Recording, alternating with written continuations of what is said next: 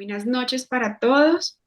Mucho gusto. Mi nombre es Laura Méndez Cardona. Soy egresada de oftalmología de Unisanitas y actualmente estoy haciendo mi fellow en cirugía plástica ocular en la Sociedad de Cirugía Ocular. Primero, pues quiero darles las gracias por esta invitación tan importante para mí, al doctor Juan Andrés Delgado por tenerme presente y bueno, espero que sea una oportunidad para compartir algo de nuestras prácticas clínicas y que nos han dado un buen resultado en nuestro trabajo en el día a día.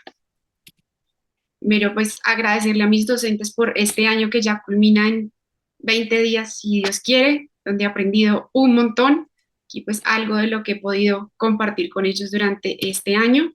Y bueno, ya para entrar en materia de por qué este tema, por qué pensar en otras opciones de anestesia infiltrativa, por qué salirnos un poco de lo que habitualmente utilizamos de un anestésico local solo o acompañado de algún vasoconstrictor, especialmente la epinefrina.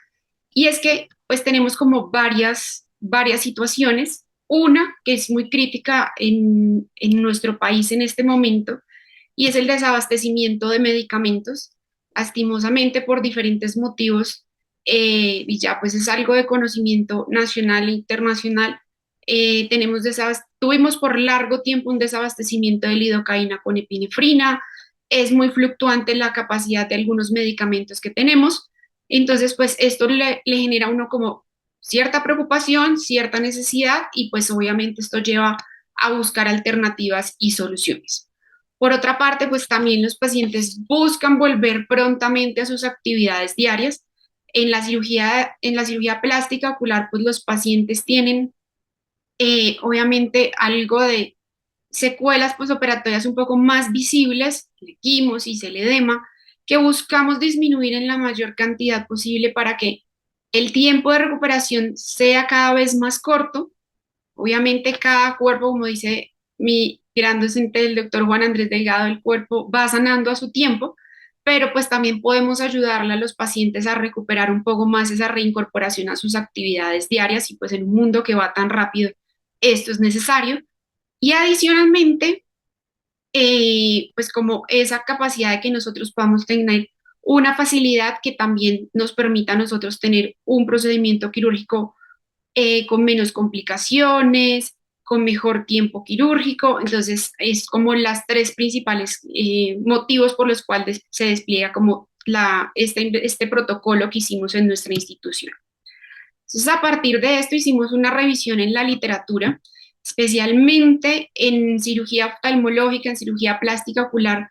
No hay mucha literatura, sí la hay especialmente en otras especialidades, especialmente en otorrino y en ortopedia, en las cuales ya vienen desde hace un tiempo analizando y buscando como esos resultados asociados con medicamentos coadyuvantes que les permitan un poco de mayor seguridad durante los procedimientos quirúrgicos. Entonces, esto nos lleva a una redacción de un protocolo institucional en el cual como objetivo teníamos brindar a esos pacientes que van a ser intervenidos por el servicio de cirugía plástica ocular y que requieran una aplicación de un anestésico infiltrativo, poder disminuir el riesgo de sangrado bajo el cumplimiento de esas exigencias de los entes gubernamentales que nos rigen actualmente en el país. Entonces, para entrar un poco a hablar de los anestésicos locales, tenemos que recordar un poco que desde 1884, especialmente en la parte oftalmológica, tenemos reportes en la literatura del uso de anestésicos locales y esto nos permite que tengamos un conocimiento, pues los más usados, especialmente acá en nuestro país, es la lidocaína, la bupivacaína. Sabemos que existen otros tipos de anestésicos. Voy a hablar específicamente de estos dos porque son los que tenemos disponibles. Y pues, ¿por qué vamos a escoger este tipo de medicamentos? Va a depender de las propiedades farmacológicas de cada uno de ellos y, como hablaba desde el principio, de la disponibilidad que tengamos. Recordar un poco de que medicamentos como la lidocaína y la mepivacaína van a tener un inicio rápido, mientras que la bupivacaína y la ropivacaína pueden tener un efecto que va a ser un poco más prolongado, lo que nos va a permitir que el bloqueo nervioso residual en el posoperatorio sea un poco mejor para la analgesia del paciente y que tenga una recuperación satisfactoria. En cuanto a la toxicidad sistémica de los anestésicos locales, es rara.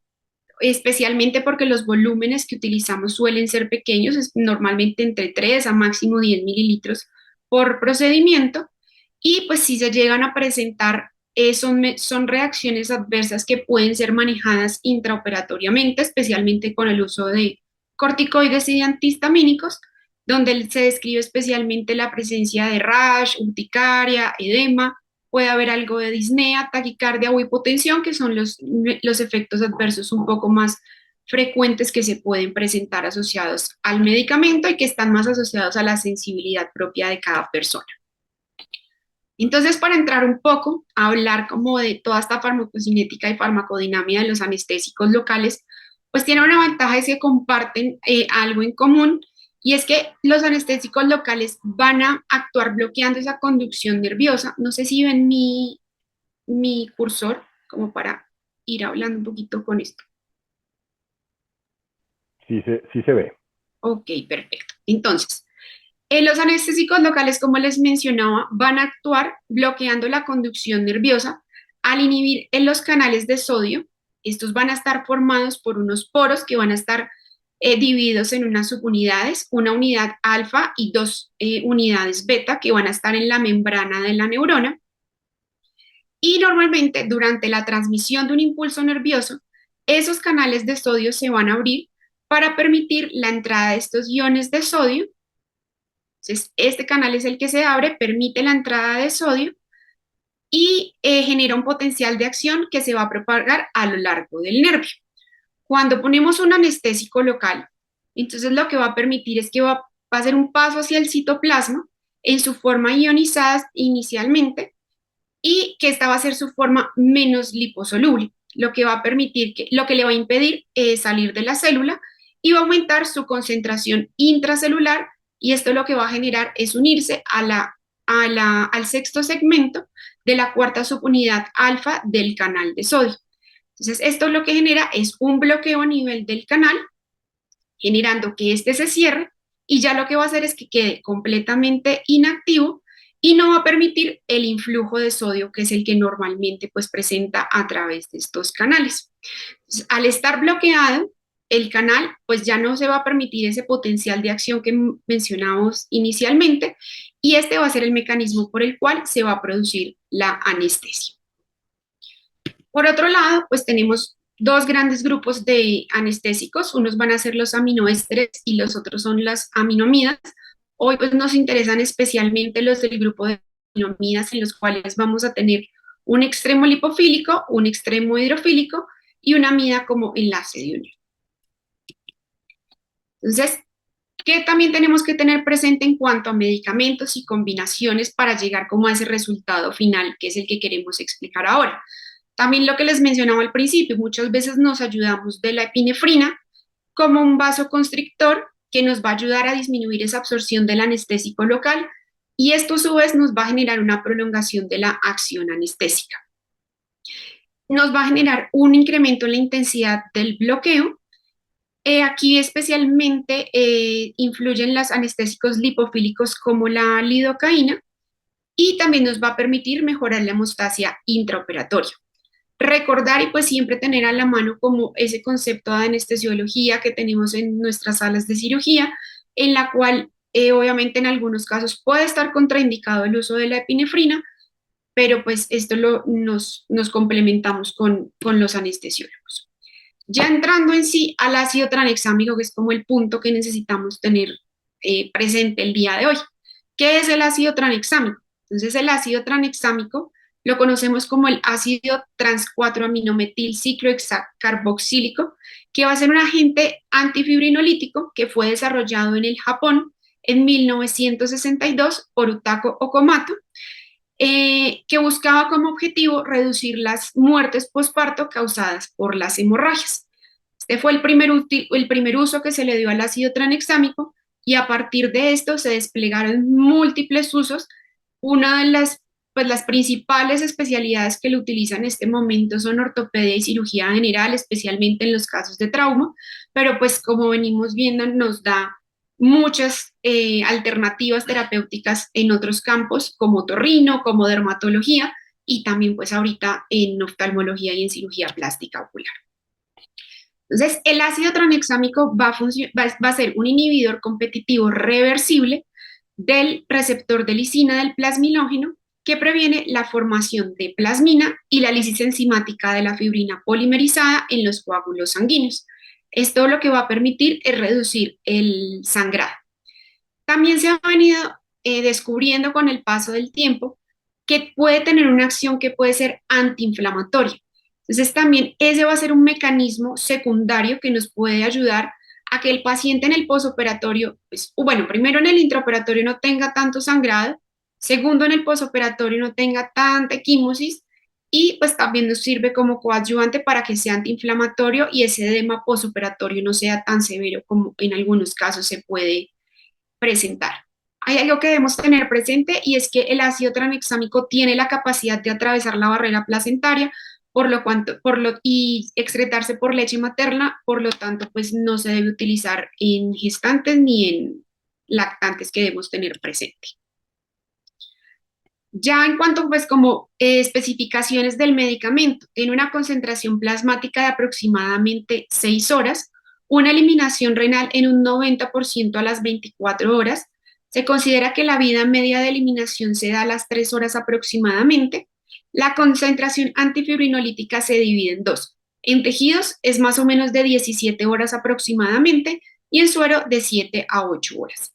Y la dosis que tenemos permitida desde la FDA es de 10 miligramos por kilogramo en 3 a 4 dosis al día. Por lo tanto, ya como vamos a explicar ahorita, en la mezcla que utilizamos, pues claramente no llegamos ni siquiera a estar cerca de esas dosis máximas que podemos utilizar en el día a día. Como les mencionaba, y para resumir un poco, ¿qué va a prevenir el uso del ácido tranexámico? Esa formación de plasmina y va a prevenir la lisis enzimática de la fibrina polimerizada en esos coágulos sanguíneos. Las dosis que les menciono de hasta 10 miligramos por mililitro en sangre no van a tener ninguna influencia ya demostrada en diferentes estudios de que tengan influencia en el reencuentro plaquetario, en los tiempos de coagulación o en otros factores de la coagulación. Ya entrando en síntesis de la preparación que venimos utilizando hace casi un año en nuestra institución, vamos a necesitar un vial de 10 centímetros cúbicos de bupivacaína al 0.5% con epinefrina, una ampolla de ácido tranexámico y lidocaína al 2% con o sin epinefrina, dependiendo de la disponibilidad que tengamos. Como les mencionaba anteriormente, tuvimos una escasez por mucho tiempo de lidocaína con epinefrina en nuestro país. Después por un tiempo tocaba sin epinefrina, pero pues ya ahorita que la volvemos a tener disponible la estamos utilizando. Lo que vamos a hacer es de esa ampolla de ácido tranexámico, tomamos 1 centímetro y lo vamos a adicionar a la ampolla original de los 10 centímetros de bupivacaína 0.5 con epinefrina. Nos va a quedar una ampolla en un total de 11 centímetros y de esta ampolla vamos a tomar 5 centímetros de la mezcla que tenemos de ácido tranexámico con bupivacaína y le vamos a adicionar 5 centímetros de esa lidocaína al 2%. Ya tenemos una jeringa llena con 10 centímetros de anestésico de mezcla de bupivacaína, lidocaína y ácido tranexámico, la cual es más que suficiente para hacer infiltración en nuestros pacientes. Algunas veces requiere un poco más, obviamente dependiendo de la extensión del procedimiento que se vaya a realizar, pero pues con esta en una blefaroplastia, 4 párpados y cejas es más que suficiente. Entonces, ¿cuál va a ser esa utilidad en cirugía de oculoplástica? Pues vamos a tener control del sangrado. Ha cambiado notoriamente el patrón de sangrado de los pacientes antes de utilizar la mezcla y después de utilizarla. Esto que va a permitir que se disminuyan los costos globales en cuanto a los procedimientos quirúrgicos, porque nos va a permitir disminuir el tiempo quirúrgico a mayor control de sangrado. Es claramente evidente que se disminuye el tiempo quirúrgico y adicionalmente se disminuye el uso del electrocauterio, lo que nos va a permitir, pues obviamente, en cuanto a tiempo, y también se conoce que un uso excesivo de electrocauterio, pues también nos va a predisponer a un poco más de edema en el posoperatorio.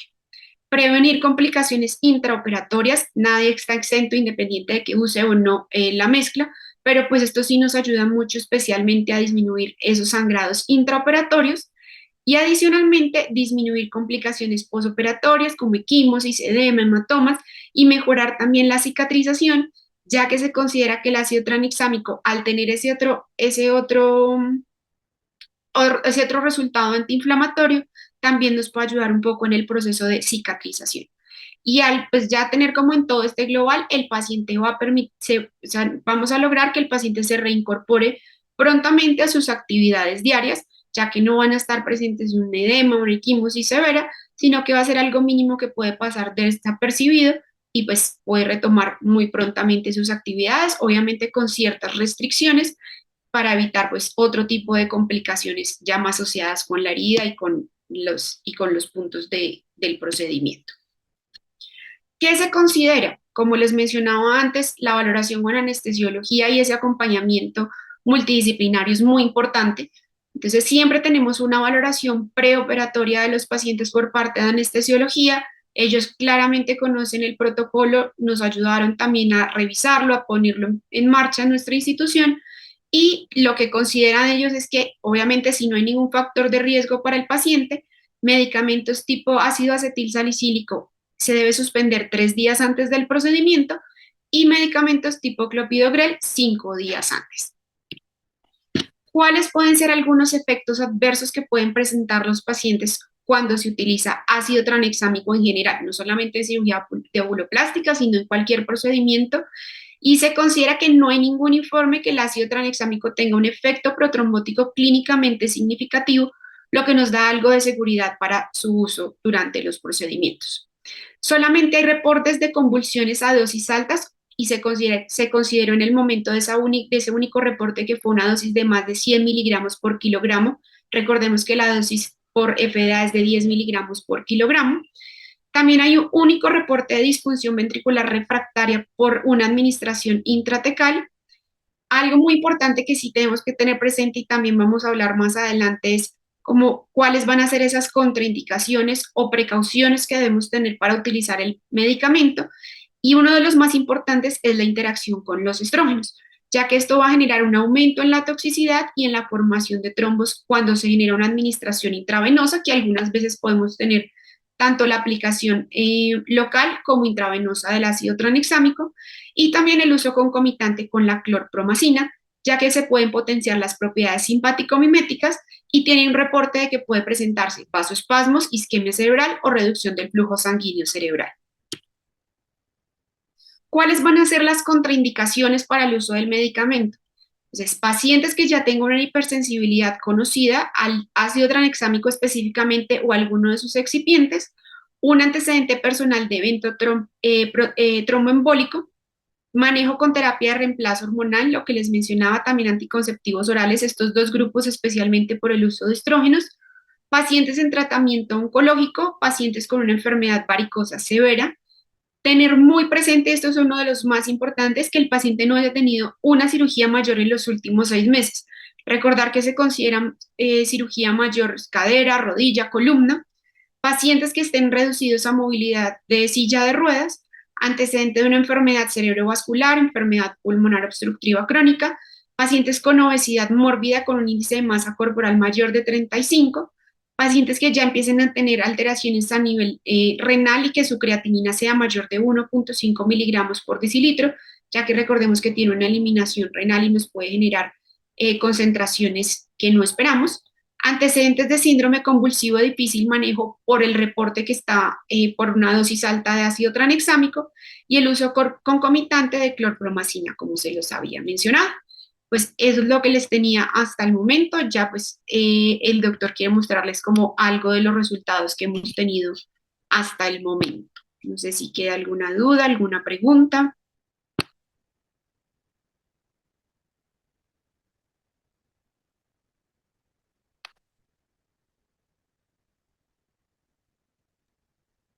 Muy bien, Laura, pues muchas gracias.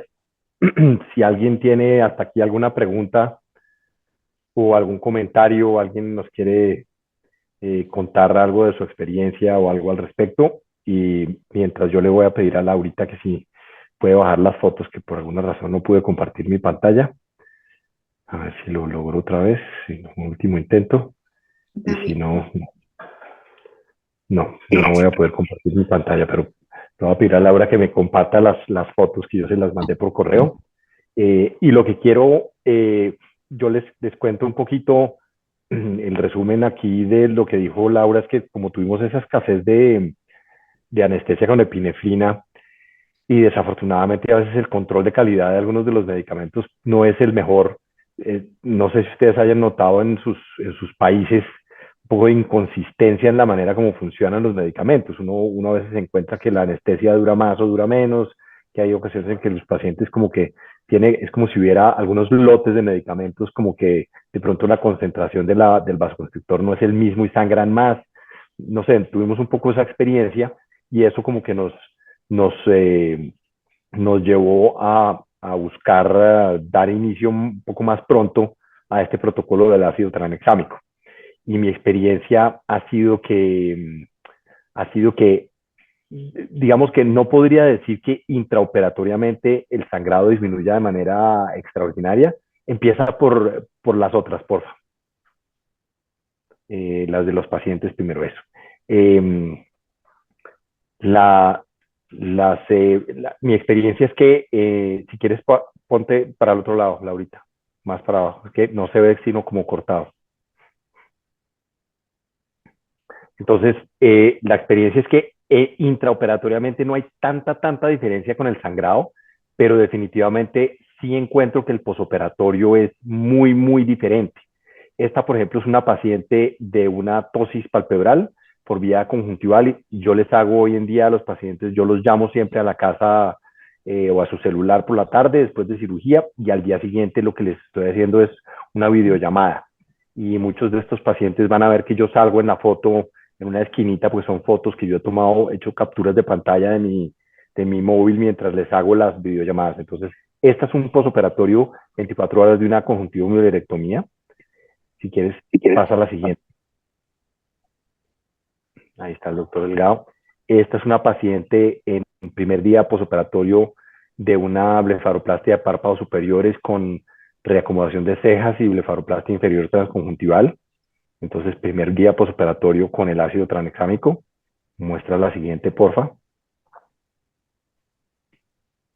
Esta es una paciente con unos antecedentes personales de enfermedades autoinmunes y tenía uno de estos síndromes raros como de plaqueta pegajosa y etcétera. Y a pesar de eso, pues tuvo un posoperatorio mucho mejor de lo esperado. Este es 24 horas posoperatorio de cejas y párpados superiores. Creo que hay otra foto de ella. Creo que pasa a la siguiente, porfa. Aquí está ella con los ojos cerrados, entonces se ve que tiene pues un poco más de equimosis que las otras pacientes, pero nada extraordinario, poco edema y siguiente, porfa. Esta es una paciente que le hizo una blefaro inferior transconjuntival, primer día posoperatorio también. Y la siguiente, creo que queda una más. Esta es otra señora que le hice cejas y párpados superiores, estas cejas y 4 párpados. Cejas y 4 párpados. Entonces, fíjense que en general son los posoperatorios bastante con un control bien interesante de la equimosis sobre todo. Algunos de ellos sí tienen un poco más de edema a las 48 horas, que es lo que uno suele ver. Yo les cuento siempre a los pacientes que el momento de mayor inflamación es el final del segundo día, principio del tercero, para que tengan una expectativa de que pues puede que estén un poquito más inflamados al día siguiente de que nos vimos por video. Pero esto es un poco la experiencia que he tenido con el ácido tranexámico. Creo que ahí se acaban las de los pacientes. Ah, no, queda una más. Esta es otra paciente, esta es a ella le hice, no me acuerdo, esta tal vez fue una blefaro inferior transconjuntival, primer día posoperatorio de una blefaro inferior transconjuntival.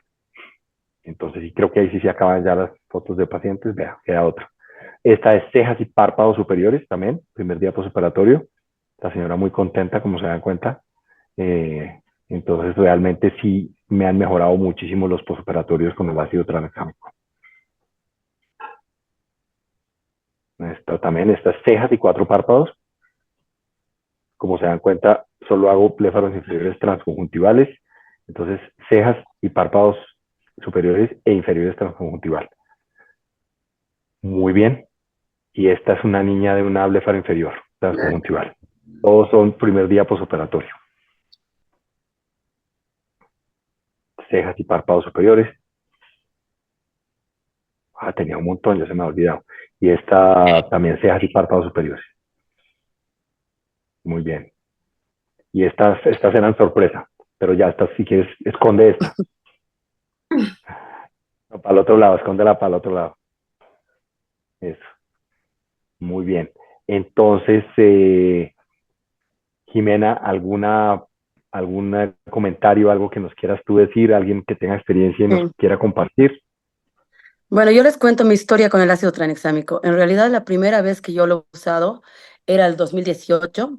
Era un paciente varón, en el que una cirujana plástica le había dejado un ectropio bastante severo.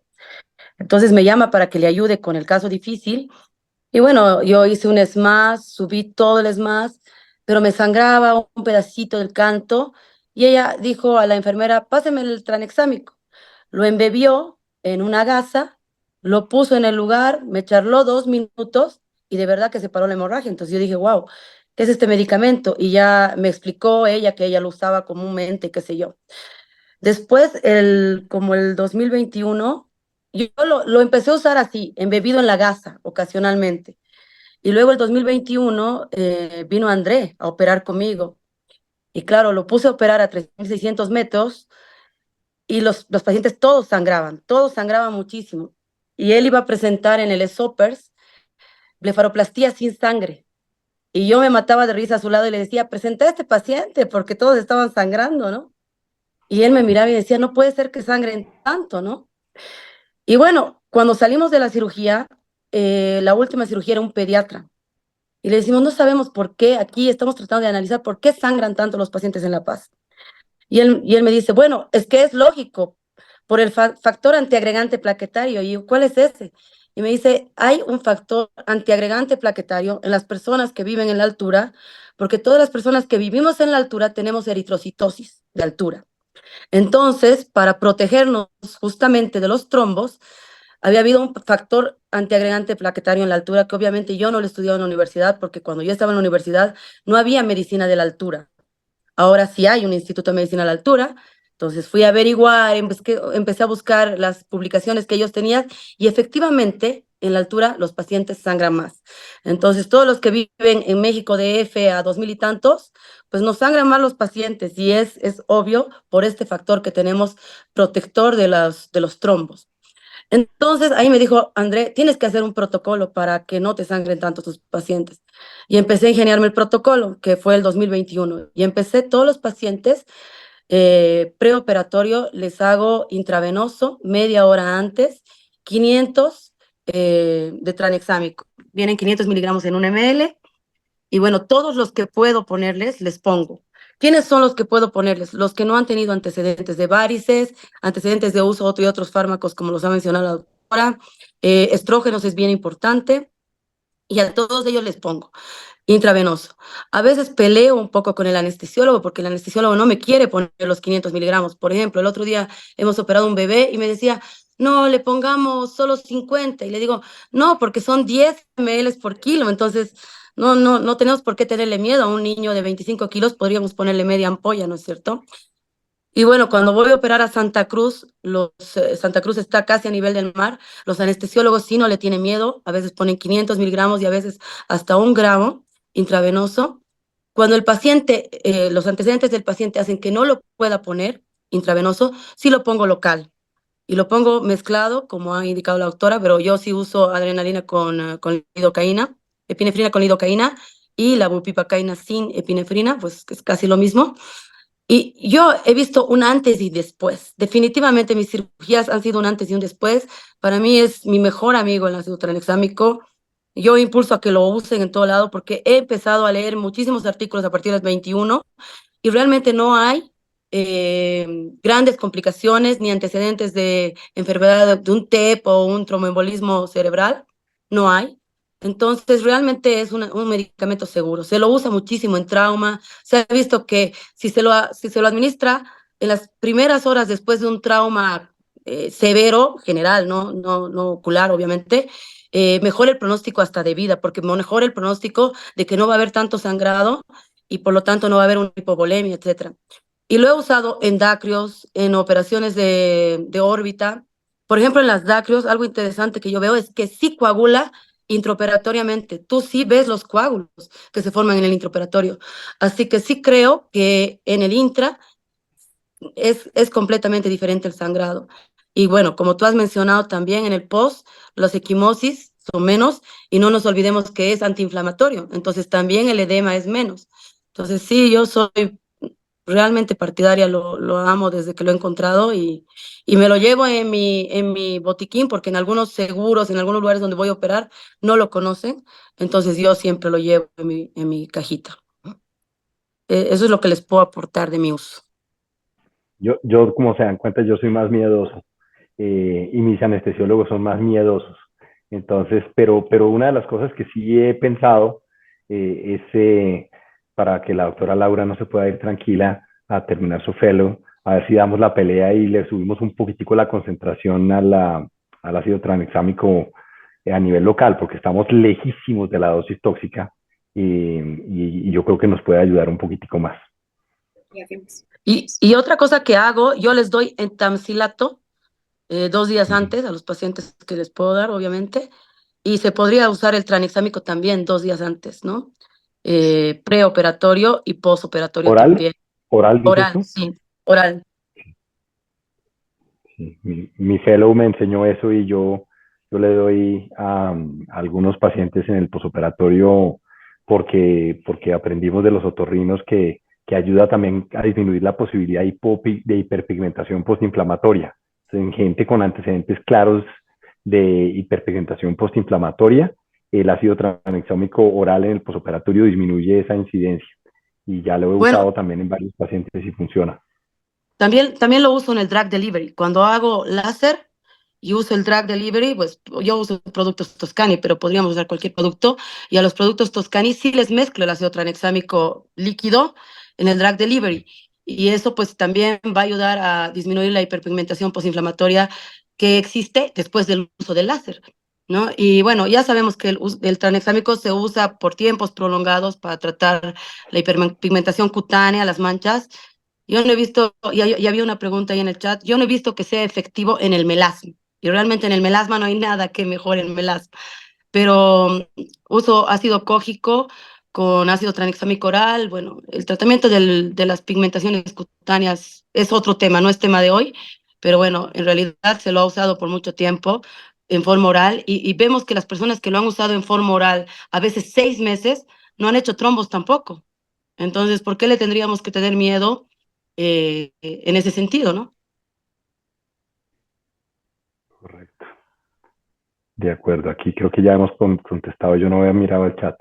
Aquí nos están preguntando algo sobre la mezcla de la adrenalina eh, cuando no tenemos la anestesia que viene mezclada y de resto que si se puede usar el ácido tranexámico desde un solo uso, se puede reservar para el otro día. Entiendo es un medicamento que es fotosensible. Entonces, lo que nos recomiendan, ¿cierto, Laura? Y se debe utilizar el mismo día, pero digamos, utilizamos, digamos, media ampolla en un paciente y se puede reservar la otra media ampolla para el siguiente paciente, no tiene problema, pero no se debe guardar para el día siguiente, o sea, se tiene que desechar el mismo día, o sea, si quedó algo, ya no sirve para el día siguiente por la fotosensibilidad que tiene, especialmente la alteración del pH. Además que el frasco se parte, entonces una vez que lo has abierto, pues no va a estar estéril, ¿no? O sea, es mejor desecharlo. Y es muy barato. Ahorita, cuando me dijeron de la charla, que recién me enteré, vi cuánto costaba el ácido tranexámico en el exterior y había un artículo que lo mencionaba en el Reino Unido y que realmente el costo era como de $2 en el Reino Unido. Entonces, también el costo es tan barato que si hace tu cirugía más corta, tu postoperatorio más corto, el uso de cauterio menos, etcétera, entonces el costo-beneficio también es alto. Aquí en Bolivia cuesta más o menos $8 la ampolla. Entonces no es un costo tan alto para un paciente y si lo vas a usar en varios pacientes el mismo día, pues bárbaro, ¿no? creo que en Colombia vale como 40.000 pesos, también como equivalente, como algo por el estilo. Si no Pues, estoy Pues sí, es mal, muy algo barato. por el estilo. Sí, es barato. Muy siempre Ahora, bien. yo he pensado en hacer un estudio, pero realmente no me he animado por la cantidad de sangrado que tienen mis cirugías, de usar ácido tranexámico con lidocaína nada más, para ver realmente la efectividad intraoperatoria. Pero claro, no nos olvidemos que la adrenalina, que la epinefrina nos ayuda a la vasoconstricción, que el ácido tranexámico no ayuda. Entonces, capaz sería un riesgo, ¿no? Pero Ujú. podría ser en cirugías que no sangren tanto, tratar de hacer la prueba, ¿no? Muy bien. Me pido no participar en ese estudio. Pues vamos, le metamos. Muy bien, perfecto. ¿Dudas, preguntas, algo más que quieran saber? A ver qué me dicen por aquí. Hola, Juan Eh, Andrés. sí, señor. Hola, Pedro, ¿cómo Hola, estás? hola, ¿qué tal? Bien, bien, bien. Oye, felicitaciones a Laura, tu fellow, por la charla. Eh, y muy interesante el tema, la audiencia es tremenda. Gracias a ti por la moderación, a Jimena también. Yo no tengo mucha experiencia en ácido tranexámico, pero alguna, más que todo en postoperatorio, y no en los detalles que ha mencionado, sino a veces en pacientes con dácreos que sangraron un poco o a la hora de retirar el tapón también sangraron. Por ahí fue mi poca experiencia. Eh, Quizás encontré utilidad por ese lado, pero le voy a poner un poco más de punche con los datos que están dando.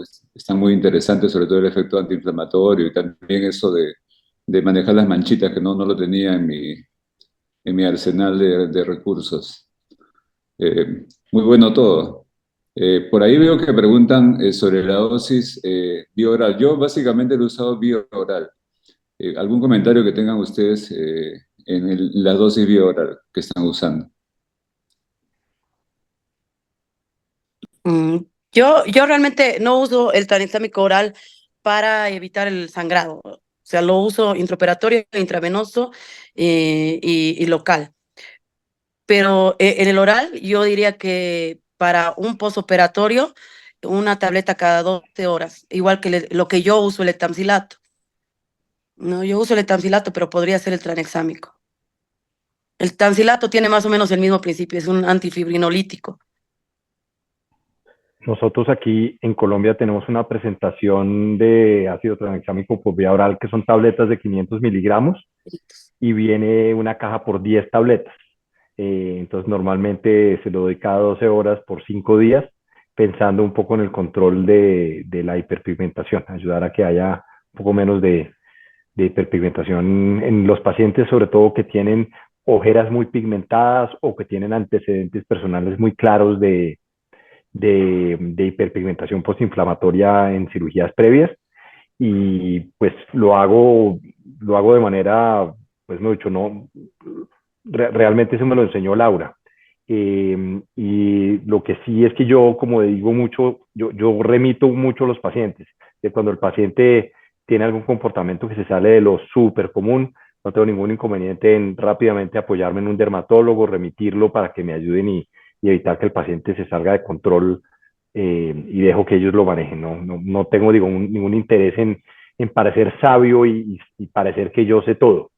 Entonces no tengo inconveniente en apoyarme en los colegas para remitir los pacientes fácilmente, rápidamente. Yo creo que Y hay ahorita, mucho miedo a usar el tranexámico, ¿no? Recién estuvo Gerardo la anterior semana aquí y me decía que no lo usaba, Gerardo Graue, ¿no? Y conversando, mucha gente tiene miedo y creo que tenemos que perderle ese miedo porque realmente la incidencia de tromboembolismo es bajísima. No creo que haya que tenerle tanto miedo. Y pues, menos si es local, como tú indicas, ¿no? sí es muy Lo que importante se va a absorber. exactamente, o sea, porque digamos uno en consulta y todo le pregunta a los pacientes como, ¿qué medicamentos tomas? El 90% nunca consideran los anticonceptivos orales como medicamentos, lo hacen parte como de su día a día, o sea, es algo que sí toca preguntar directamente, o sea, y también depende obviamente del rango de edad del paciente que tengamos enfrente. Realmente pacientes más jóvenes que sabemos que están en edad reproductiva, pues tomas anticonceptivos orales o qué método de planificación, porque obviamente pues están las inyecciones, hay otros dispositivos que todo esto pues tiene concentraciones. Y ya obviamente otra edad generacional que pues puede estar en terapia de reemplazo hormonal, pero toca preguntarlo directamente porque sí me he dado cuenta de muchos nunca mencionan que toman anticonceptivos. Cuando uno les pregunta si tomas algún medicamento, lo obvian por completo. Cierto, Laura, tienes toda la razón. Algo de complicaciones. Laurita, ¿me puedes poner las otras fotos? Sí, señor. Espérame, comparto pantalla. Laura, aprovecho para felicitarte. Realmente es un tema que valía la pena discutir, así que felicidades por tu trabajo y por tu presentación. Muchas gracias a ustedes por la No, no invitación. saben la, no saben la buena suerte que tuve yo de que Laurita estuviera conmigo todo este año. Ha sido una experiencia maravillosa. Fue nuestra primera fellow y esperamos que la sigan viendo por acá en todas nuestras reuniones con frecuencia. Muchas Y para despedirnos, quería compartir con ustedes que tuve el honor de ser invitado al Congreso Nacional de Oftalmología en Perú, en Arequipa, hace pocos días y me reencontré con un gran amigo de muchos de los que están aquí conectados, que es el doctor Fernando Colombo, que no lo veía hace mucho tiempo, y yo que soy un hombre light, tuve la posibilidad de conocer a Solón Serpa, que no lo conocía sino de nombre, y a la doctora Carolina y a la doctora Melina, y me hice muy amigo de los patólogos oculares, tanto que estoy pensando que de pronto un día de estos voy a una charla, y fue una experiencia maravillosa. ¿Me pasas la siguiente, porfa? Y muchas gracias a, no sé qué se puso azul, al doctor Pedro Muro que nos invitó. Eh, Realmente nos hicieron sentir en casa todo el tiempo, nos trataron increíble. La comida, espero que José Luis, que no sé, que está por ahí conectado, no se ofenda, pero es que la comida peruana no tiene igual. Entonces nos llevaron a comer a sitios increíbles. Pásame la siguiente, porfa. Eh, Nos llevaron a conocer un sitio lindísimo que se llama el Cañón del Río Colca, un paseo que organizaron aquí, bueno, que estábamos viendo después de las conferencias, fuimos al mirador de Arequipa y vimos los volcanes, que tienen 3 volcanes que rodean la ciudad, que es muy bonita, y creo que hay otra foto por ahí.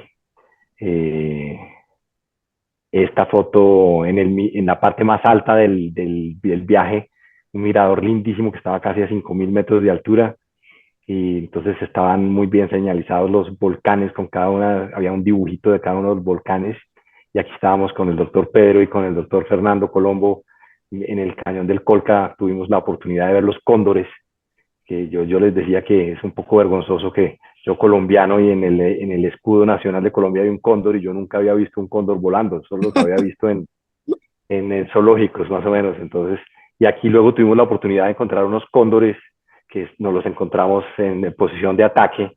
Fue un momento de mucho miedo durante el viaje, pero lo sobrevivimos. Entonces aquí está también el doctor Pepe Velasco. Y bueno, quería cerrar con esto agradeciendo por esta invitación. Espero que no se hayan aburrido de volverme a ver después de haberme visto tan poquito. Y el doctor Solón, que mejor dicho, nos trató como si fuéramos sus hijos, nos invitó a un concierto de rock peruano, un grupo increíble, suena de hecho muy parecido, tiene como su sonido parecido a Soda Stereo, que se llama Lívido, o Livido, se llama el grupo, buenísimo. Entonces tuve la oportunidad de hacer muchas cosas muy especiales, así que no quería dejar pasar esta oportunidad para nuevamente agradecer por esa invitación tan generosa y tan especial.